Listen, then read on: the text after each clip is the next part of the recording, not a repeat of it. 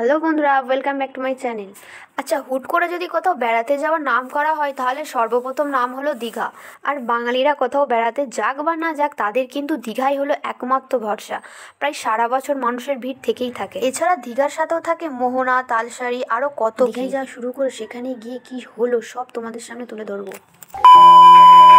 তো দীঘায় যাওয়া হচ্ছে ট্যুরিস্ট স্লিপার বাসে, যেহেতু বাসটা 9:30 নাগাদ ছাড়া হয়েছিল আর কিছু প্রবলেমের কারণে রাতের ভিডিওটা করতে পারিনি। আর যাই হোক, শেষমেশ আমরা ভোর 4টে নাগাদ দীঘায় পৌঁছালাম। আর হোটেল আগে থেকে বুক করা ছিল, সেই জন্য হোটেলের জন্য এত কোনো প্রবলেম হয়নি।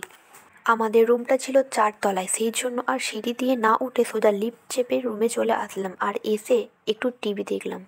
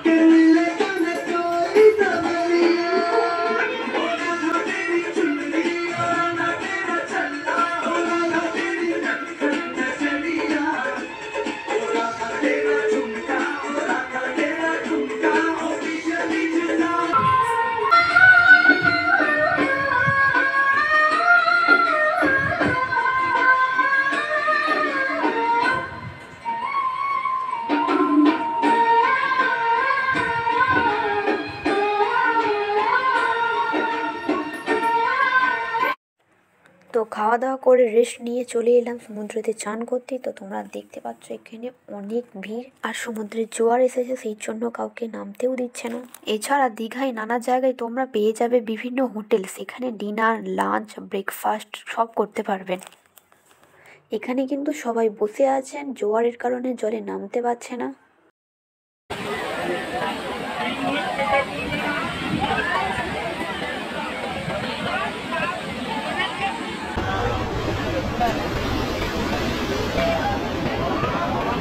A few moments later.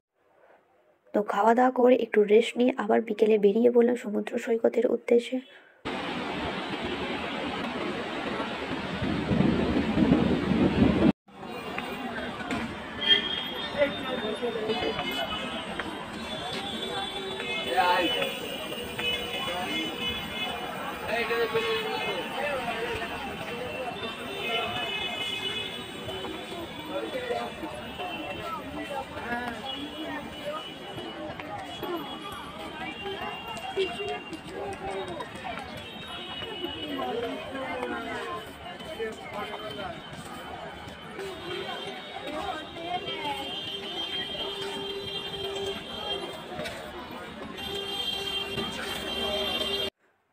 রাতের সমুদ্র সৈকতের পরিবেশ যেন অপূর্ব মধুরময় দৃশ্য। যেমন এখানে নানা রকম মাছের রেসিপি, ঠিক তেমন আরও আকর্ষণীয় জিনিসপত্র। আবার রাতের সমুদ্র সৈকতের পাড়ে বসে ঢেউয়ের উপভোগ করা পরিবেশ যেন এক শান্তি।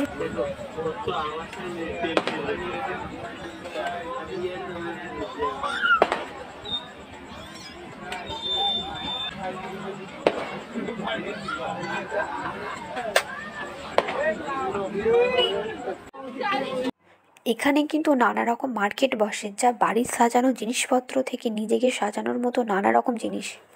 এখানে কিন্তু 10 টাকা থেকে শুরু করে তোমরা অনেক কিছু পেয়ে যাবে। এছাড়া তোমরা এখানে মুখরোচক খাবারও পেয়ে যাবে, যেমন ঘুগনি, ভেলপুরি, ঝালমুড়ি, এর সাথে ফুচকা, আর বিভিন্ন আইটেমের মোমো কালেকশনও রয়েছে। রাতের এই সমুদ্র সৈকত হয় খুব জমজমাট, প্রচুর ধরনের খাবার দোকান, এবং তার পাশাপাশি এখানে নানা রকম গিফট আইটেমও পাওয়া যায়।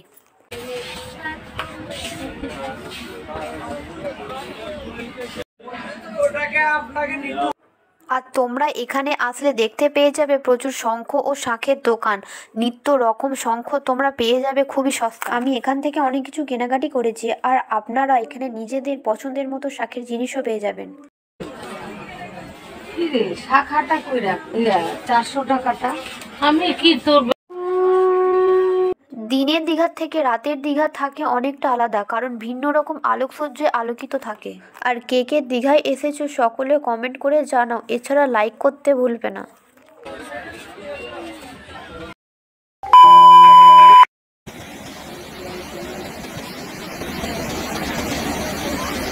ভোরবেলায় উঠে বেরিয়ে পড়লাম মোহনা যাওয়ার উদ্দেশ্যে। আর তোমরাও মোহনা আসলে ঠিক সকালে আসবেন, কারণ নতুন নতুন অজানা নানা রকমের মাছ দেখতে পাবেন।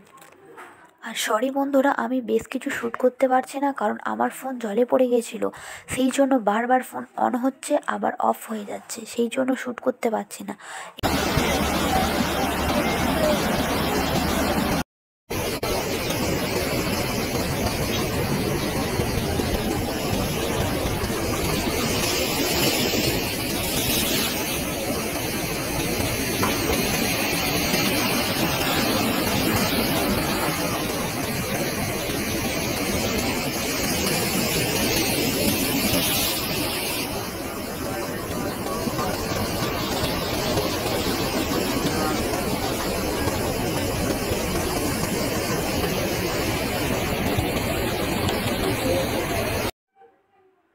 সেই জন্য আমার ভাইয়ের ফোন থেকে শ্যুট করলাম যেটুকু পারলাম, আর আমার ফোনটা সারাতে দিয়েছিলাম।